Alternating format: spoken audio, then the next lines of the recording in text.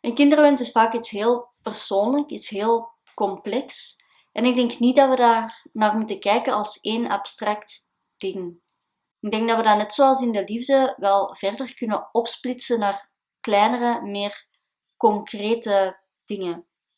In de liefde of bij verliefdheid kunnen we bijvoorbeeld aantrekking opsplitsen in romantische aantrekking en seksuele aantrekking. Sommige mensen voelen één van de twee, andere mensen voelen ze allebei, nog andere mensen voelen geen van beide. En dat is allemaal perfect oké. Ik denk dat we ook op die manier naar een kinderwens kunnen kijken. Enerzijds is er het ouder worden, een biologisch kind op de wereld zetten.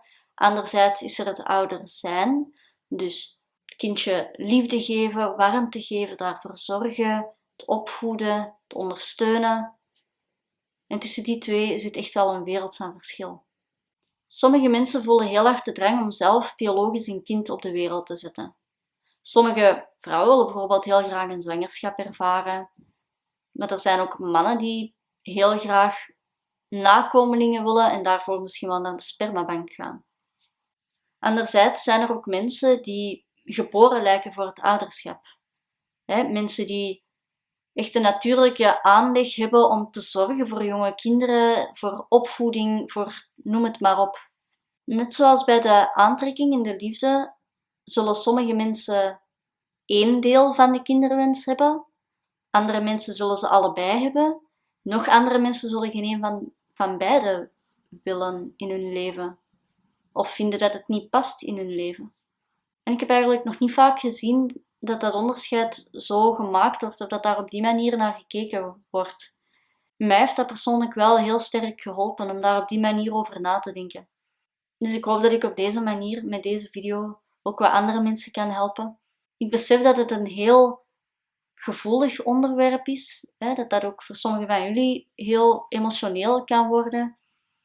Ik denk ook dat dat helemaal oké is. Maar het is ook wel, denk ik, fijn en belangrijk om daarover na te denken en om daar open over te praten.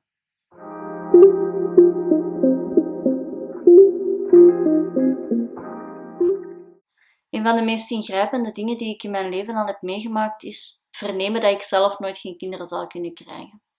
Mensen gaan er dan vaak vanuit dat dat het enige probleem is, het mama worden. En dat eens ik een kind zou hebben, dat dat totaal geen probleem meer zou zijn. In deze video wil ik ook proberen uitleggen waarom ik ook geen mama zou kunnen zijn. Misschien eerst even een beetje context. Toen ik 14 of 15 jaar was, kreeg ik te horen dat ik naast de 2 andere chronische ziektes die ik al had, ook het syndroom van Turner heb. Concreet houdt dat in dat ik maar 1 X-chromosoom heb in plaats van 2. Technisch gezien heb ik er 1,5, want ik heb de mosaïsche variant, maar dat doet er nu eigenlijk niet echt toe.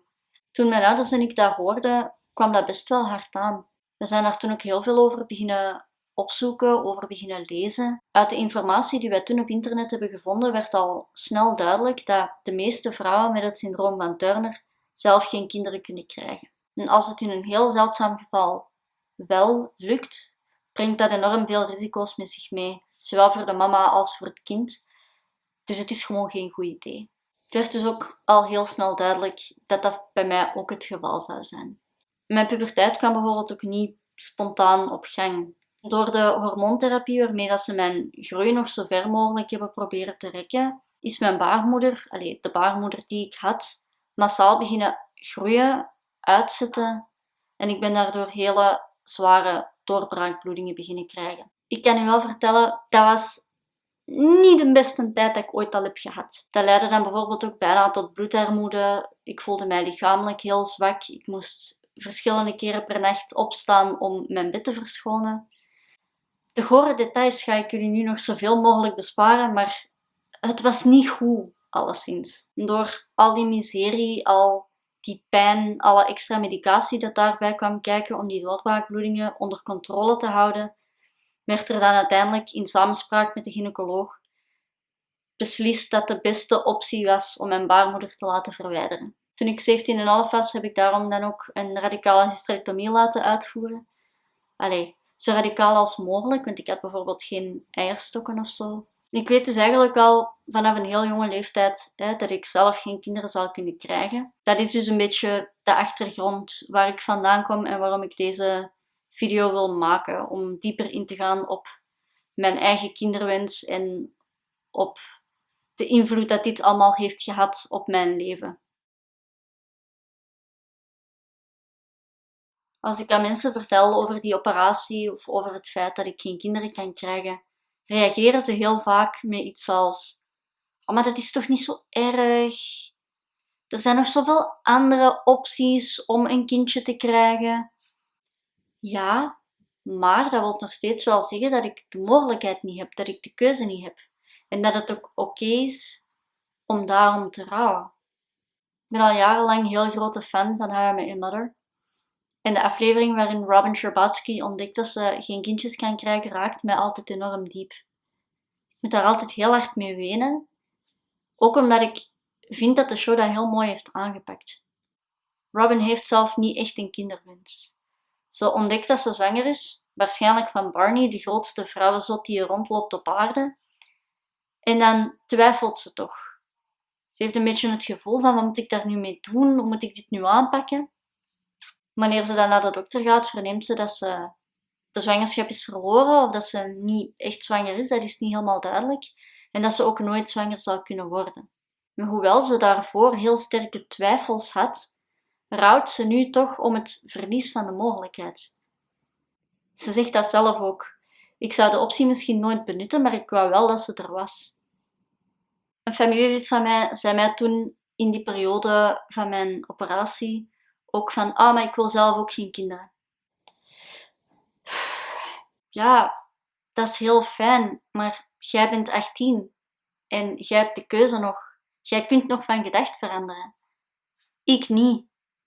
Een ander familielid die zei dan van: ja, maar ik wil ook adopteren. Oké, maar willen en moeten zijn twee verschillende dingen. Zij heeft de keuze, ik niet. Ik heb ook al van verschillende mensen dingen gehoord als: maar misschien leert je wel iemand kennen die al kinderen heeft uit een vorige relatie. Fijn, moet ik daar dan op hopen? Dat ik ooit misschien deel mag uitmaken van iemand anders zijn gezin, met hun eigen geschiedenis, hun eigen dynamiek. Bovendien hebben de meeste mensen van begin de 20 zelf nog geen kinderen. Dus moet ik dan wachten tot ik eind de 20 ben om een relatie aan te gaan? Ja, er zijn heel veel mooie alternatieven. Je kunt pleegouder worden, je kunt adopteren, je kunt een draagmoeder inschakelen. Dat is allemaal helemaal waar. Maar die alternatieven zijn ook vaak heel onzeker, kosten veel geld, zijn mentaal en emotioneel heel zwaar. Die alternatieven zijn gewoon niet voor iedereen weggelegd en dat is oké. Sommige gezonde mensen die willen adopteren, mogen niet. Krijgen letterlijk het verdict: jij bent niet geschikt als moeder of vader. Elsen Schepper heeft daar een heel mooi boek over geschreven, over haar eigen ervaringen in het adoptieproces. Na een miskraam wou zij heel graag adopteren, omdat zij het gevoel had van: kijk, ik heb enorm veel liefde en warmte te bieden voor een kind. En als het dan niet mijn eigen kindje kan, wil ik dat op een andere manier doen. Zij is dan begonnen met het adoptieproces. Heel haar sociaal netwerk is nagekeken. Haar thuissituatie is nagekeken. Haar financiële situatie is helemaal uitgezocht. En daarna kreeg zij het verdict: jij bent niet geschikt als moeder. Zelfs al zou ik willen adopteren, is nog niet gezegd dat ik dat zou mogen. Niet iedereen heeft de draagkracht om aan zo'n traject van zo'n alternatief te beginnen. En dat is helemaal oké. Het is niet omdat het niet lukt op de biologische manier dat je dan maar automatisch moet grijpen naar een van de alternatieven. Mensen komen dus heel vaak met pasklare oplossingen. Maar je kunt adopteren. Maar er is ook nog dit. Maar er is ook nog dat. Bij mij gaat het wel dieper dan alleen het moeder worden. Het gaat ook over het moeder zijn. Los van het feit dat de alternatieven zwaarder zijn, vraagt de zorg voor een kind mentaal, fysiek, financieel ook gewoon enorm veel van een persoon of van een koppel. Ze zeggen niet voor niks dat een kind een huis kost of that it takes a village to raise a child. Er zijn nog zoveel andere factoren die meespelen in het feit dat ik zelf het gevoel heb dat mama zijn niet zou lukken. Ik denk dat heel veel mensen dat bij mij niet inzien, omdat ik zelf die dagelijkse struggle niet vaak toon. Of dat toch probeer te verbergen. In het dagelijks leven draag ik heel vaak een masker. Maar als ik bijvoorbeeld 10 minuten moet rechtstaan om de afwas te doen, is dat op veel dagen al te veel en moet ik daarna rusten. Of als ik op 300 meter van mijn huis iets moet gaan wegbrengen of iets moet gaan halen, is dat vaak al te veel en moet ik dat verschillende dagen uitstellen totdat ik eens een dag heb waarop ik er wel genoeg energie in kan investeren. Ik heb gewoon een heel wisselvallig lichaam en ik kan van tevoren nooit voorspellen wanneer ik mij goed genoeg zal voelen voor een bepaalde taak en wanneer niet. En dat is heel vervelend, want een kind heeft regelmaat nodig. En ik heb niet het gevoel dat ik dat kan bieden. Waar er voor mama worden nog mooie alternatieven zijn, adoptie, pleegouderschap, draagmoederschap, is dat voor mama zijn niet echt het geval. Het enige dat ik daar zou kunnen doen is het uit handen geven en hulp vragen.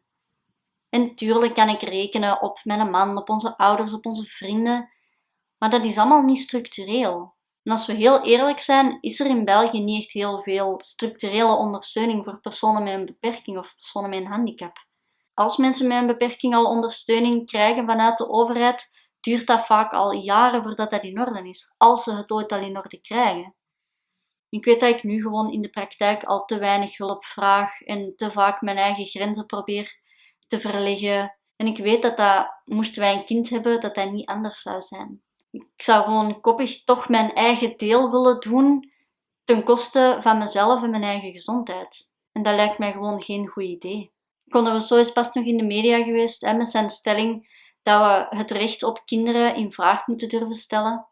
Waarmee hij eigenlijk zegt, van mensen die zelf niet de middelen of de vaardigheden hebben om goed voor een kind te zorgen, daarvan zouden we moeten kunnen zeggen als maatschappij, jij mag niet meer voortplanten.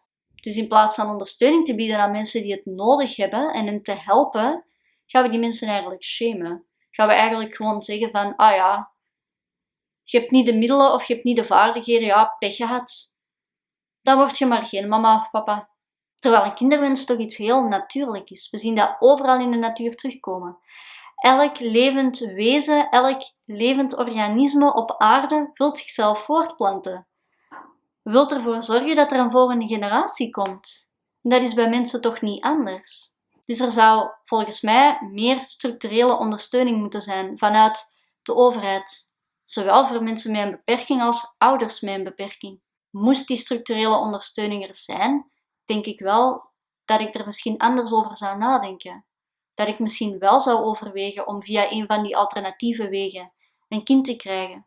Als ik dan de zekerheid heb dat ik er daarna ook effectief goed voor kan zorgen, mits wat ondersteuning. Als ik zelf aangeef dat het moederschap te zwaar zou zijn voor mij, dan lijkt het altijd alsof het rouwen om het feit dat ik geen moeder kan worden niet meer nodig is. Van, dan maakt dat toch niet meer uit dat je ook geen kindje kon krijgen, want je kunt er toch niet voor zorgen. Ook het feit dat ik geen moeder kan zijn, is niet mijn eigen keuze. Dus ook daarom rouw ik. En ook dat is oké. Verschillende mensen hebben mij al gezegd, maar je kunt je leven ook op een andere manier betekenisvol invullen. En dat is ook waar. En anders is daarom niet per se slechter. Ik kan bijvoorbeeld vaak op reis gaan, of toch na corona. Ik kan vaak op restaurant gaan en lekker eten, als de horeca niet gesloten is door corona. Ik kan mij focussen op mijn carrière, op de band die ik heb met familie en vrienden. Ik heb de luxe om te luisteren naar mijn eigen lichaam wanneer dat nodig is. Ik heb de luxe om mezelf eerst te zetten. En toch is er dan zo'n klein gemeen stemmetje achter in mijn hoofd dat zegt van, je beseft toch dat het allemaal maar een troostprijs is. Het meest waardevolle, het meest betekenisvolle dat heel veel mensen in hun leven doen, is het krijgen van een kind en dat kind opvoeden. En jij gaat dat nooit hebben. Zoals ik al zei, is het heel natuurlijk om je te willen voortplanten. En ik heb het gevoel dat dat vooral bij vrouwen van heel jongs af aan wordt ingelepeld. Meisjes spelen met poppen, jongens spelen met Lego. Online reclame speelt daar ook heel sterk op in. Ik krijg de laatste jaren bijvoorbeeld heel vaak reclames voor zwangerschapstesten, ovulatietesten, pampers, noem het maar op. Als ik samen met mijn man door zijn Facebook scroll, zie ik die reclames nissen. Die reclames die zijn er ook voor gemaakt om die roze wolk van het ouderschap, of in dit geval het moederschap, nog rozer te doen lijken. Hebben jullie ooit al een reclame gezien waarin een vrouw opgelucht is door een negatief resultaat op een zwangerschapstest? Dat is toch ook geen onbelangrijke doelgroep voor dat product, hè?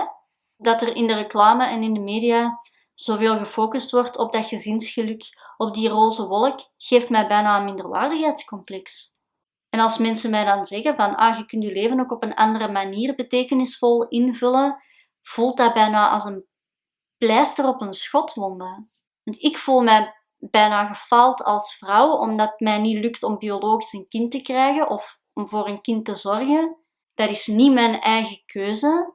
Dus het zou maar erg zijn dat dat automatisch zou betekenen dat ik geen betekenisvol leven meer zou hebben. Of geen betekenisvol leven meer zou kunnen hebben. Het alternatief is mijn enige optie. Kijk, ik zou het begrijpen als mensen dat zouden zeggen tegen mensen zonder een kinderwens. Dan is het bijna alsof dat ze hun goedkeuring geven. Niet dat dat moet, maar zo voelt dat dan bijna. Van het is oké dat je die keuze maakt. Terwijl, ik heb het al verschillende keren gezegd, maar bij mij is het geen keuze. Als mensen mij vragen of ik een kinderwens heb, ligt dat antwoord altijd een beetje dubbel. Langs de ene kant wel, langs de andere kant niet. Wil ik mama worden? Ja, heel graag eigenlijk.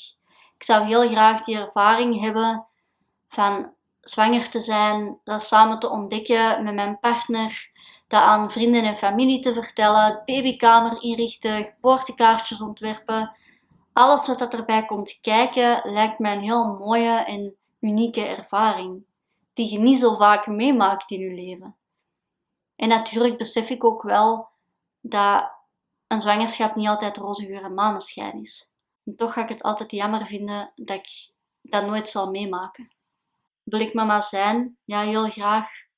Ik zou heel graag het leven van een kind mee vorm willen geven, die de juiste vaardigheden aanleren om zelf sterk op hun eigen benen te staan. Samen met uw kind de wereld opnieuw een beetje ontdekken. Dat lijkt mij zo mooi.